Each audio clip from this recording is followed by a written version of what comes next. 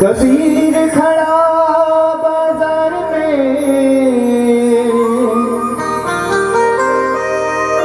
मांगे सबकी,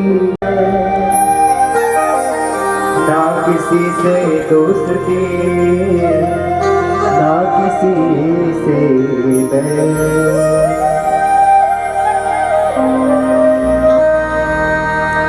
तू सबदों का दास जोगी जोगी,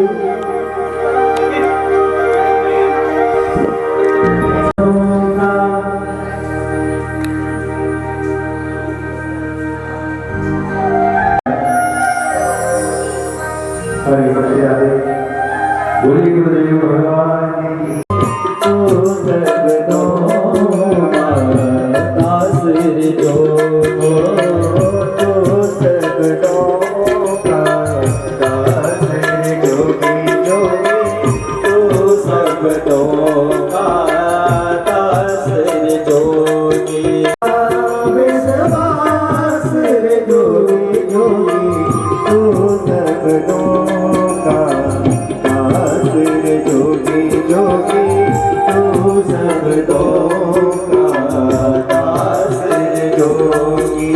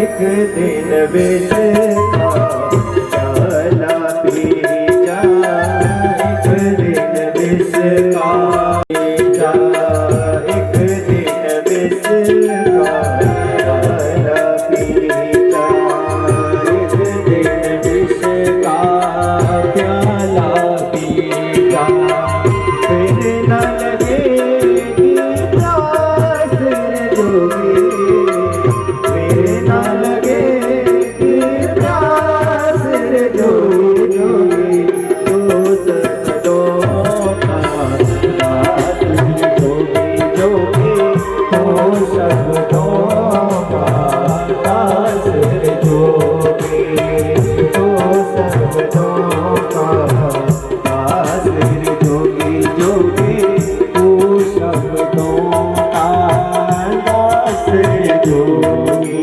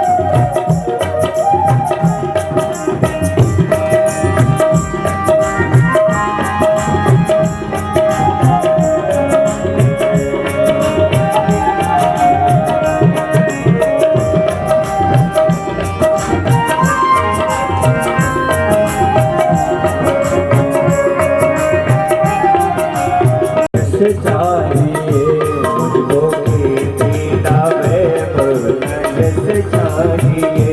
राम का नाम का मुझको यश चाहिए, राम का नाम का मुझको यश चाहिए। राम के नाम का मुझको रस चाहिए, राम के नाम का मुझको रस चाहिए। सुख मिले से अमृत को पीने में, सुख मिले से अमृत को पीने में, सुख मिले से अमृत को पीने में, सुख मिले से अमृत को पीने में। श्री राम जानकी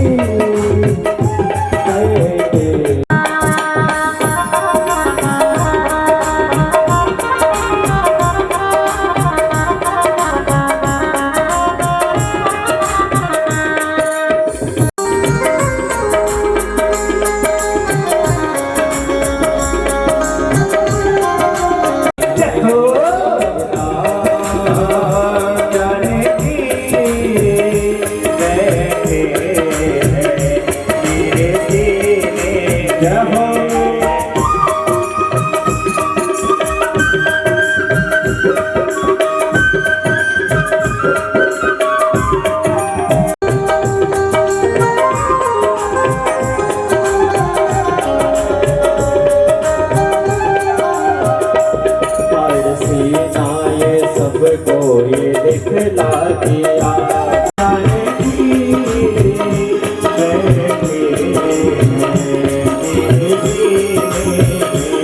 श्री राम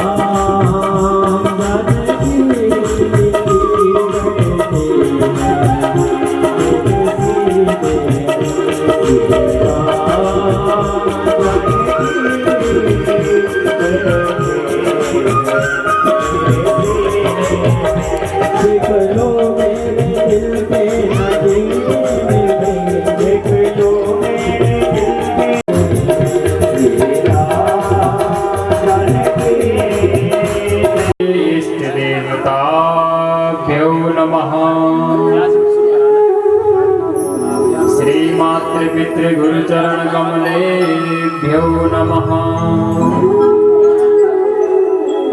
नमः परमहंसा स्वादित चरण कमल चिन्मकरंदाय, भक्त जनमानस निवासाय श्री रामचंद्र।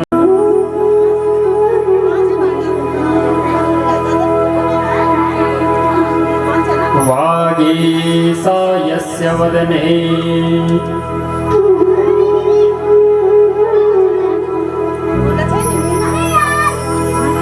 लक्ष्मी यस्य च वक्षसि, यस्यास्ते हृदये संवित्तं नरसिंहमहं भजे। विश्वसर्ग विसर्गादि सच्चिदानंद रूपाय, विश्वोत्पत्त्यादि हेतवे, तापत्रय विनाशाय श्री कृष्णाय वयं नमः। नारायणं नमस्कृत्य नरं चैव नरोत्तमं, देवीं सरस्वतीं व्यासं ततो जयमुदीरयेत्। श्री सीतानाथ समारंभां, श्री रामानंदार्य मध्यमाम्, अस्मदादेव मे विशतु मानसराज हंसः। प्रयाण समये कपवाद पित्ते, कंठावरोधन विदो स्मरणं कुतस्ते। वंदे मातरम्। जगदम्बिकां भगवते वाणी रमा सेविताम् कल्याणी कमनीय कल्पलतिकां कैलासनाथ प्रियाम् वेदान्ता प्रतिपाद्यमान विभवाम् विद्यन्मनोरञ्जनी श्रीचक्राचितरत्नपीठनिलयाम् श्रीराजराजेश्वरी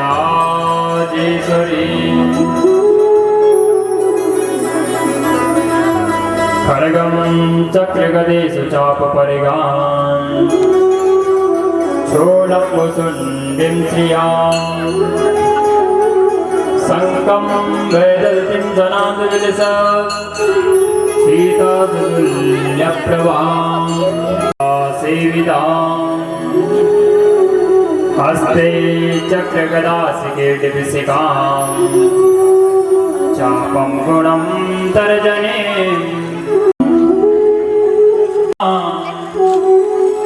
जहाँ गंगा यमुना बसे बदरी केदारधाम आइए हनुमंत विराजिए कथा करो मति अनुसार प्रेम सहित आसन धरो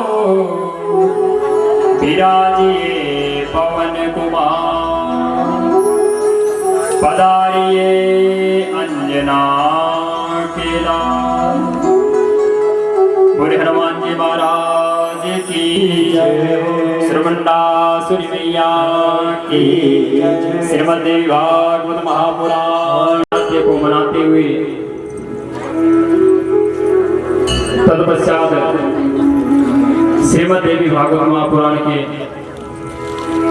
चतुर्थ दिवस की कथा में प्रवेश करेंगे। धन धान्य के भंडार सब भद्र भाव से देखे सतमार्ग के पथिक हो दुखिया न होए कोई सृष्टि में प्राण धारे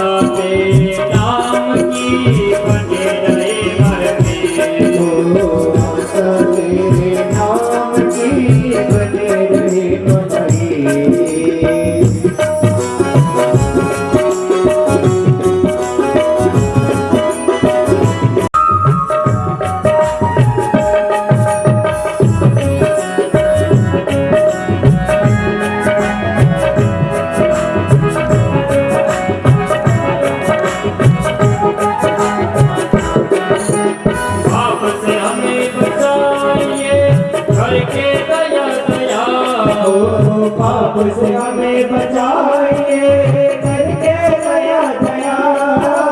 अपना भक्त बनाइए हमको करो निहार। अपना भक्त बनाइए हमको करो निहार। दिल में दया उतारता मन में प्रेम अपार। दिल में दया उतारता मन में प्रेम अपार। हृदय में धीरज दीनता मेरे करता। हृदय में धीरज दीनता में दया धर्म का ज्ञान। साधु संकट दीजिए दया धर्म का दान। दीजिए दया धर्म का दान। दीजिए दया धर्म का दान। दीजिए दया धर्म का दान। दीजिए दया धर्म का दान। दीजिए दया धर्म का दान। दीजिए दया धर्म का दान। दीजिए दया धर्म का दान।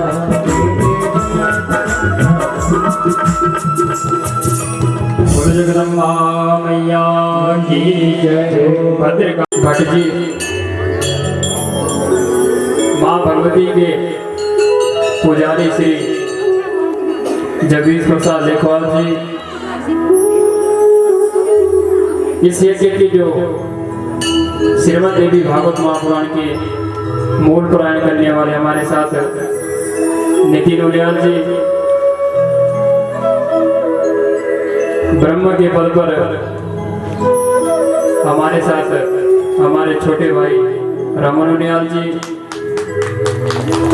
संगीत में आए हुए हमारे साथ बड़े विद्वान आचार्य, संगीत के नहीं बड़े कर्मकांड के विद्वान हमारे साथ बड़े भाई नीरज उनियाल जी जो ऑर्गन पर है। बड़े सुंदर सुंदर माता भगवती के भजन इन्होंने स्वयं गाए हैं। माँ भगवती राजराजेश्वरी की इन पर बड़ी कृपा है महाराज। हमारे साथ आए हुए तबला पर हमारे बड़े भाई अरविंद उनियाल जी बड़े सुंदर कलाकार है महाराज।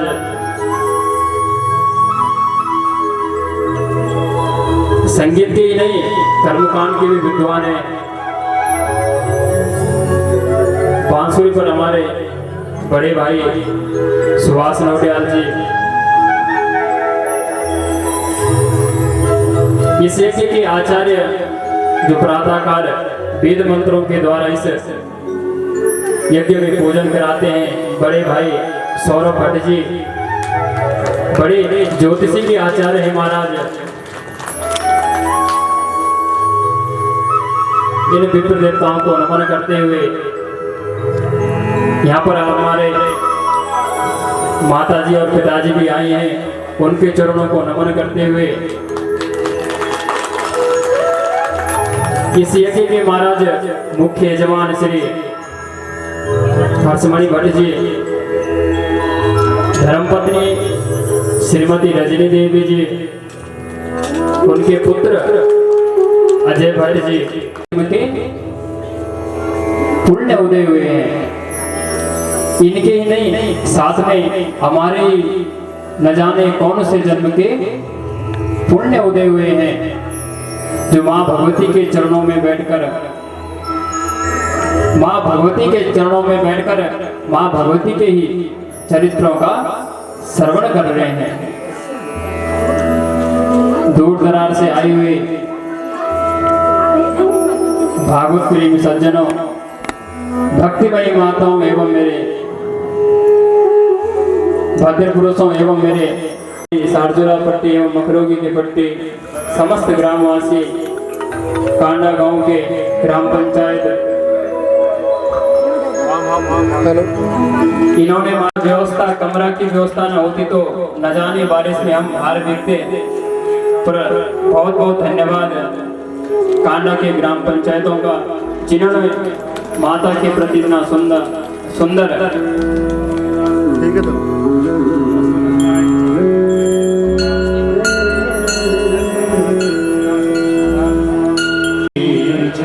राज राजेश्वरी मैया की जय।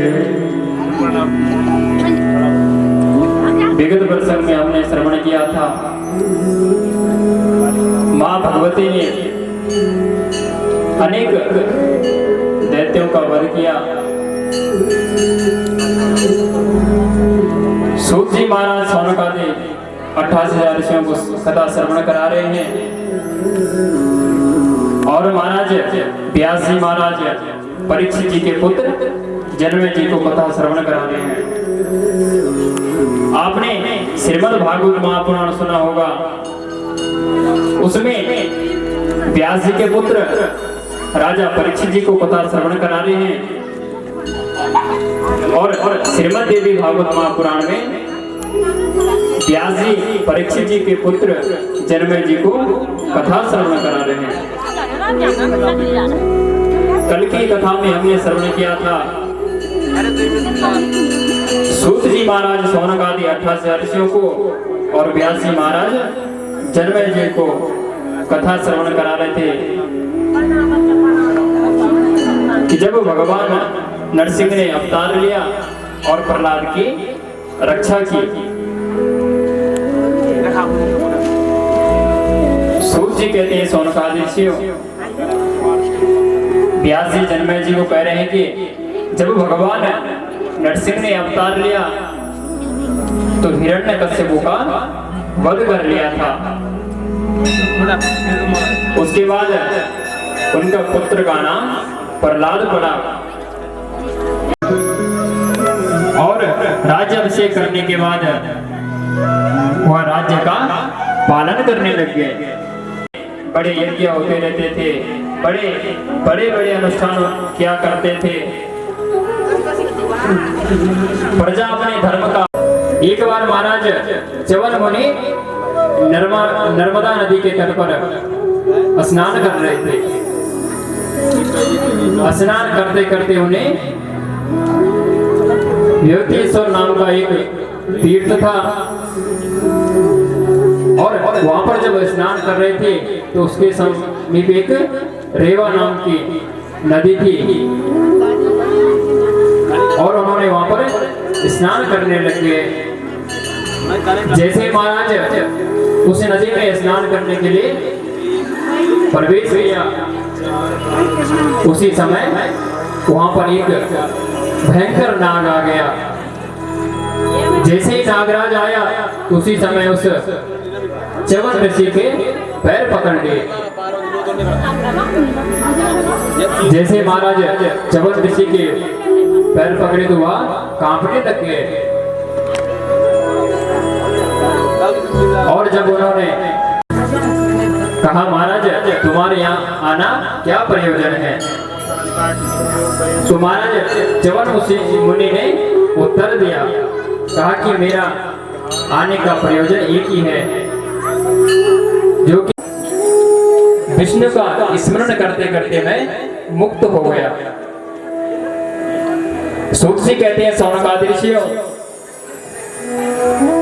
जब प्रहलाद जी ने च्यवन मुनि के वचन सुने तो बड़े प्रसन्न हो गए।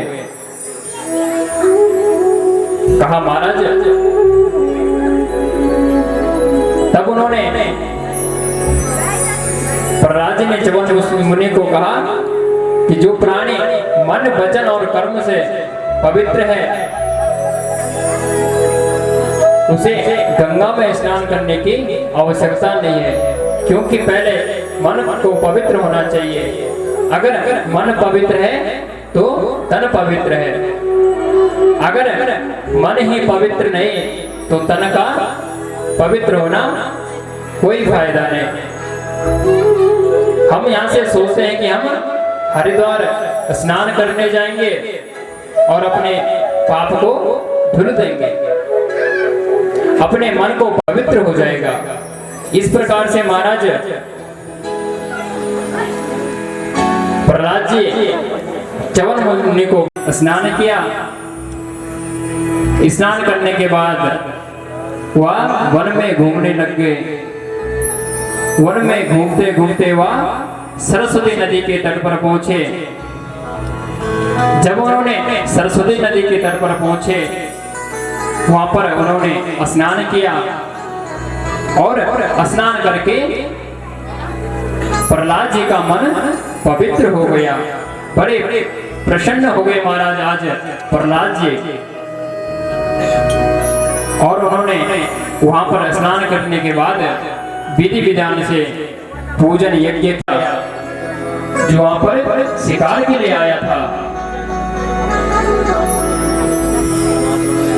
कहा महाराज सांगत तथा अजगम नाम के दो धनुर्वेद आए थे और वह कहा महाराज हमारा तो केवल शिकार करके ही घर का पालन पोषण होता है, इसके अलावा हमारे पास कुछ नहीं है। यह कहने पर महाराज प्रहलाद जी ने कहा, अरे तुम भगवान का भजन कीर्तन करो, भगवान का स्मरण करो, मां भगवती की आराधना करो। जब महाराज वह नहीं माने तो प्रहलाद जी वहां से चले गए और वो दोनों वहां शिकार करने लग गए। सूत जी कहते हैं सोनकादि ऋषियों, उसके बाद महाराज प्रहलाद जी का युद्ध नर और नारायण से हुआ। प्रहलाद ने यह सोचने में जब युद्ध होने लग गया तो 100 वर्ष तक उनका युद्ध होने लग गया। युद्ध होते होते इधर नर नारायण ने सोचा क्यों ना इसको मार दिया जाए, पर महाराज प्रहलाद जी भी युद्ध करने के से उत्पन्न हुए हैं। यदि तुम इनको नहीं जीत पाए तो तुम क्या कर सकते हो। ये तो साक्षात नर नारायण भगवान हैं और इन्होंने तो तपस्या की है, साक्षात भगवान के अवतार हैं। कहा महाराज ये तो महायोगी है, भगवान का भजन कीर्तन करते रहते हैं। भगवान विष्णु की ऐसी आज्ञा से प्राप्त करके महाराज प्रहलाद जी असुरों के साथ वितल लोक को चले गए और नर नारायण भगवान नैमिषारण्य में उस वट वृक्ष के नीचे तप करने लगे। एक हिरण्याक्ष था जिसने महाराज पृथ्वी को रसातल में ले गया था। जब रसातल में ले गया तो उसके लिए भगवान ने वराह अवतार लिया था और उस हिरण्याक्ष का वध कर दिया। उसी समय से महाराज जो हिरण्याक्ष था उसका भाई हिरण्यकश्यप भगवान विष्णु से वैर करने लग गया कि इसने मेरे भाई हिरण्याक्ष को मारा है। तब से बड़ा क्रोध था वो। अब तो महाराज उसने एक दिन सोचा कि मैं इस छलिया विष्णु को मार ही देता हूं। सूर्य कहते हैं सोनकादि ऋषि बड़ा बलशाली था। जब भी देवता और दैत्यों में संग्राम होता था तो ये बड़ा दुष्ट था। इसके पास बड़ी सेनाएं थी और तब भगवान ने इसको मारने के लिए नरसिंह रूप धारण किया था। भगवान ने नरसिंह रूप बनाकर उसका वध कर दिया और उसके राज्य में उसका पुत्र प्रहलाद था। प्रहलाद का पुत्र विरोचन थे महाराज। पुत्र बलि को राजा बनाया था और स्वयं गंधमादन पर्वत पर तपस्या करने लगे। तपस्या करते करते इधर महाराज बलि के राजा बनने पर दैत्यों ने बड़ा भयंकर युद्ध किया। इधर महाराज विष्णु का पक्ष लेकर इंद्र दैत्यों पर जीत गया। इंद्र ने दैत्यों को मार दिया और स्वयं उस युद्ध में जीत गया। उस युद्ध में महाराज बलि भी मूर्छित होकर मृत्यु को प्राप्त हो गया। दैत्यों ने महाराज उन्हें भृगुवंश से ब्राह्मणों के चरणों में ले गए। कहा महाराज इनका उद्धार कैसे होगा। उसी समय महाराज शुक्राचार्य ने संजीवनी विद्या से उन्हें पुनः जीवित कर दिया। जब उन्हें जीवित किया तो सभी देवता लोग घबराए। कहा कि यह इसकी तो मृत्यु हो गई थी तो पुनः यह जीवित कैसे हो गया। इधर महाराज गुरु बृहस्पति के पास गए। कहा महाराज यह तो युद्ध में मर गया था, पुनः इसे जीवित किसने किया। बृहस्पति ने कहा अरे देवताओं, उनके जो गुरु शुक्राचार्य हैं, देवताओं के गुरु हैं बृहस्पति और दैत्यों के गुरु हैं शुक्राचार्य। कहा कि जो बृहस्पति जी ने दैत्यों को कहा महाराज उनके गुरु शुक्राचार्य ने उन्हें संजीवनी विद्या से उनको पुनः जीवित कर दिया। और महाराज जब पुनः युद्ध हुआ, अब तो महाराज सूर्य कहते हैं सौनकादिशियों, शिव के ऐसे कहने पर शुक्राचार्य जी ने उन्हें प्रणाम किया। कहा महाराज भगवान शंकर के पैर में पड़कर शुक्राचार्य जी ने उनको प्रणाम किया और भगवान शंकर ने उन्हें कहा कि तुम व्रत करो और उसे तुम युद्ध जीत जाओगे। सूत जी कहते हैं सौनकादिशियों, इधर श्रुति कहती है कि देवताओं जो शास्त्र त्याग चुके हो, डरे हुए शरण में आए हुए, उन्हें कभी मारना नहीं चाहिए। देवताओं ने कहा महाराज आप लोगों के मन में तो छल कपट है, आप लोग तो अपने गुरु शुक्राचार्य को मंत्र का ज्ञान प्राप्त करा रहे हैं। भगवान शिव के पास भेजा, आप लोग तो तप करते हैं, इसलिए हम लोग युद्ध करने के लिए आए हैं। इस प्रकार से कहने लगे महाराज। तभी आक्रमण करके सब वहां से चले गए।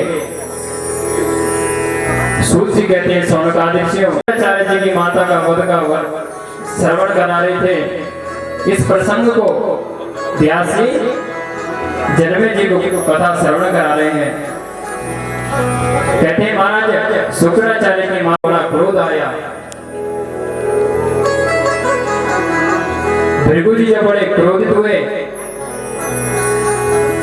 तो वह महाराज दुख के मारे कांपने लग गए और भगवान उन्होंने कहा कि विष्णु जो नहीं करना चाहिए था वह तुमने कर लिया है। पत्नी का वध नहीं करना चाहिए, स्त्री का वध नहीं करना चाहिए। वध करने से पाप लगता है और वह नरक में जाता है। इस प्रकार से जब शुक्राचार्य जी ने भगवान विष्णु से कहा तो कहा महाराज इधर शुक्राचार्य जी ने भगवान शिव का कठोर मंत्र जपने लग गए। जब करते करते भगवान शंकर उनसे प्रसन्न हो गए और कहा कि तुम्हारा अब तुम डरो मत, तुम्हारा निश्चित ही कल्याण होगा।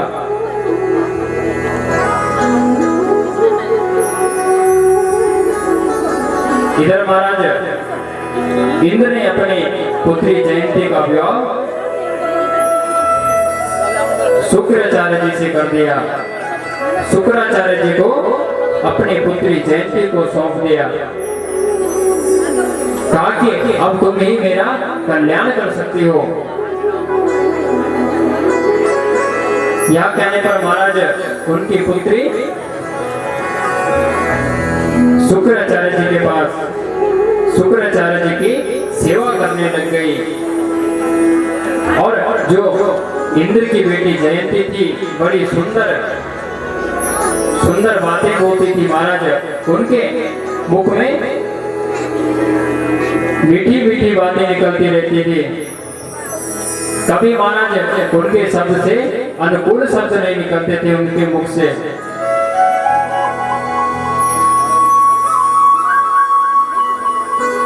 बड़ी पतिव्रता स्त्री थी, शुक्राचार्य जी के साथ रहने लग गई। इधर महाराज शुक्राचार्य जी भी 1000 वर्ष तक भगवान शंकर का बताया हुआ व्रत करने लग गए। व्रत करने लगे तो भगवान शंकर उनसे प्रसन्न हो गए। बोले शंकर भगवान की जय। जब महाराज वह प्रसन्न हो गए तो शिव ने कहा, भृगनंदन, संसार में जो भी कुछ वर्तमान है, आप जो कुछ भी देख रहे हैं वह सब भगवान की कृपा है। आपका कोई वध नहीं कर सकेगा। ऐसा भगवान शंकर ने शुक्राचार्य जी को कह दिया, ताकि संसार में आप ब्राह्मण के स्वरूप में आपकी प्रतिष्ठा होगी। ऐसा वर देकर भगवान शंकर वहां से अंतर ध्यान हो गए।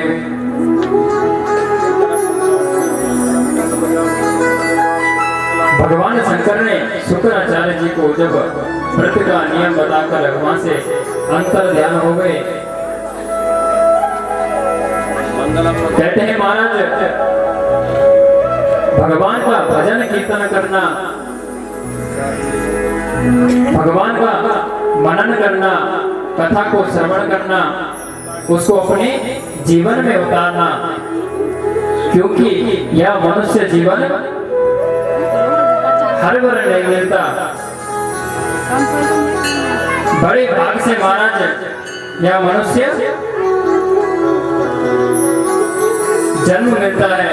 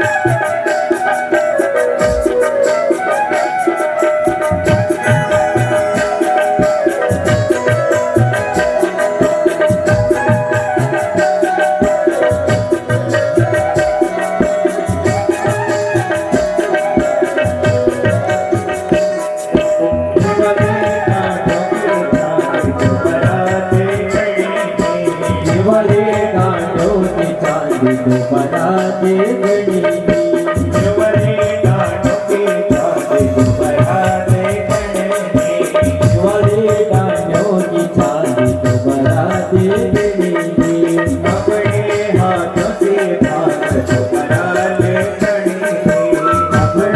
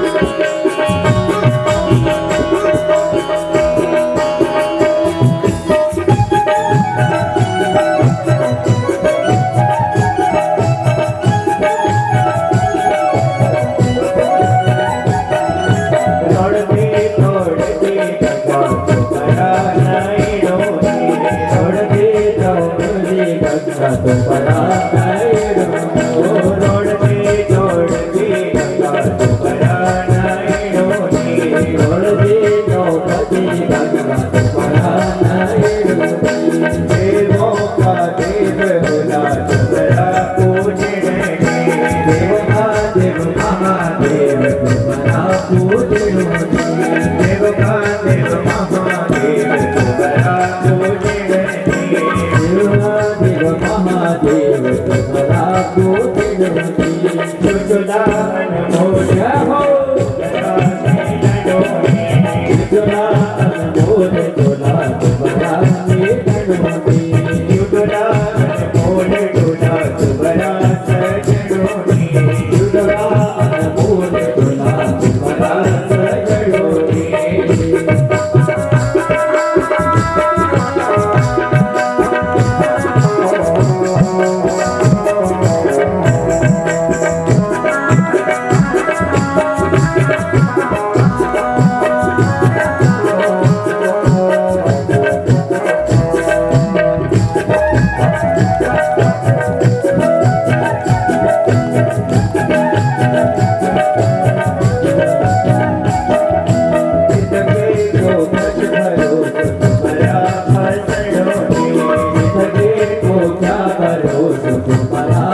सजनोनी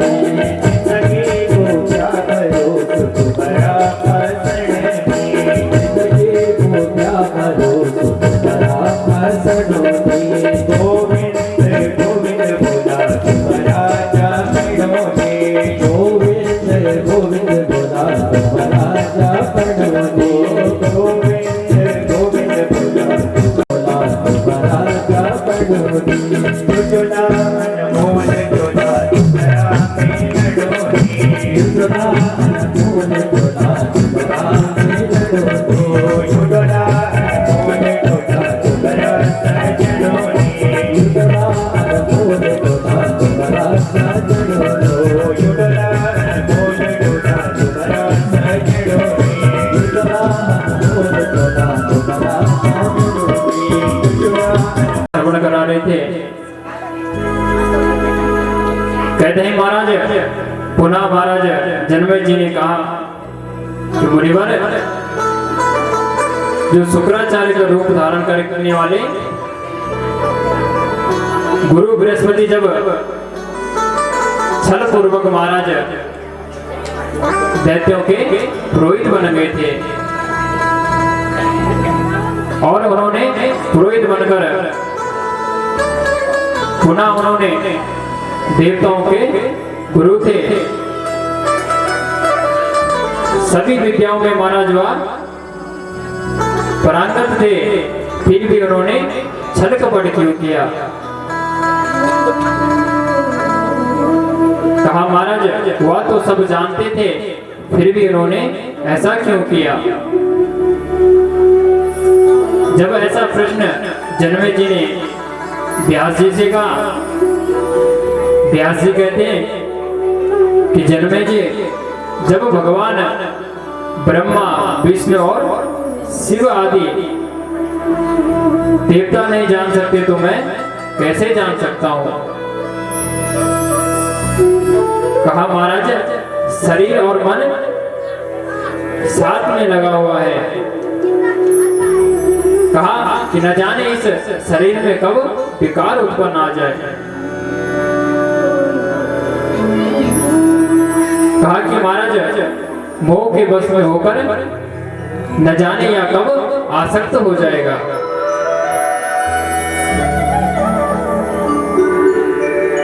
कहा महाराज उन परमेश्वरी सुंदरी मां भगवती का वंदन करना, मां भगवती का ध्यान करना।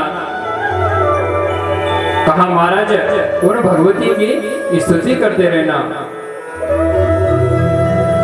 केवल कहा जो ब्रह्मा विष्णु महेश हैं उन्हें भी शक्ति प्रदान देने वाली मां भगवती है। कहा कि जो मां भगवती का भजन कीर्तन करता है उसे मां भगवती उनके मनवांछित फल प्राप्त कर देती है। जिनके मन में जो कामना होती है माँ भगवती उनकी कामना को पूर्ण कर देती है। जैसे महाराज इस यज्ञ के मुख्य यजमान श्रीमती रजनी देवी, इनके मन में था कि हमने माँ भगवती के चरणों में श्रीमद देवी भागवत महापुराण का आयोजन करना है। तो आज माँ भगवती की कृपा से चतुर्दिवसीय कथा में सुंदर माँ भगवती की कथा का श्रवण किया जा रहा है। और इनके साथ इनकी जो पुत्री अनीता देवी है उनका भी बड़ा धन्यवाद है महाराज। उनका माँ के प्रति बड़ा श्रद्धा भाव, माँ भगवती इन पर अपनी कृपा हमेशा बनाए रखना महाराज। इसी प्रकार से महाराज इधर व्यास जी जन्म जी को कथा श्रवण करा रहे हैं कि माँ भगवती का वंदन करना, उनकी स्तुति करना, कहा कि जो यह मानव जीवन मिला है तो बड़ा दुर्लभ है। इस मनुष्य जीवन में तो हमें सत्संग करना चाहिए, भजन कीर्तन करना चाहिए।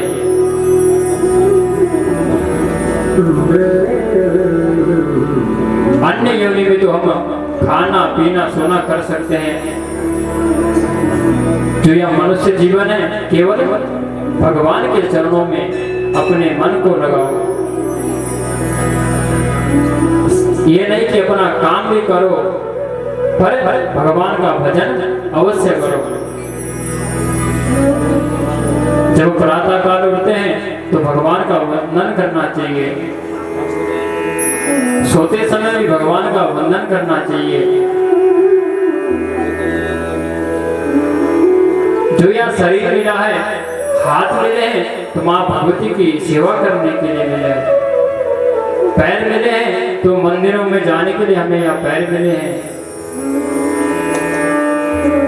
मुख मिला है तो माँ भगवती की सुंदर स्तुति गाने के लिए यह मुख मिला है। ये नहीं कि कुछ अशब्द इस मुख से निकालो। नेत्र मिले हैं तो माँ भगवती की छवि को देखो, माँ भगवती का दर्शन करो। कर्ण मिले हैं, कान मिले हैं तो माँ भगवती की सुंदर स्तुतियों का श्रवण करो। यह जीवन महाराज मनुष्य जीवन बार बार नहीं मिलता। बड़े भाग्यशाली हैं जो हमें यह मनुष्य जीवन मिला है। और इस मनुष्य जीवन में मिलकर माँ भगवती के चरणों में बैठकर सुंदर माँ भगवती की कथा का श्रवण कर रहे हैं। कई दिनों से बारिश भी नहीं हो रही थी, पर माँ भगवती की कृपा से बारिश का आनंद भी आ रहा है।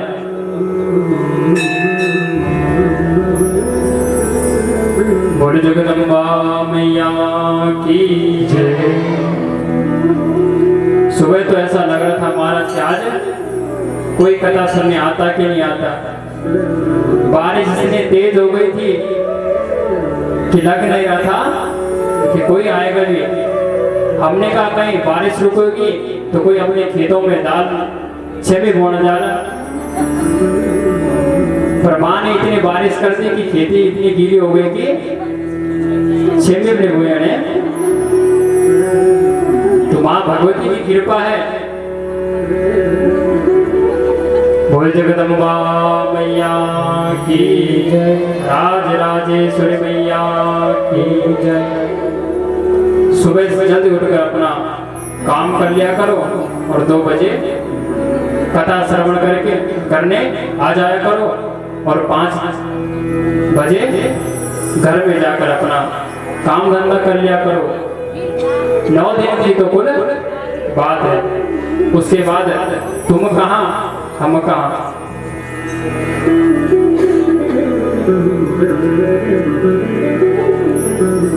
इधर महाराज व्यास जी कहते हैं कि जन्मे जी माँ भगवती का वंदन करो। अब महाराज पुनः जन्मे जी ने प्रश्न कर दिया, कहा महाराज जो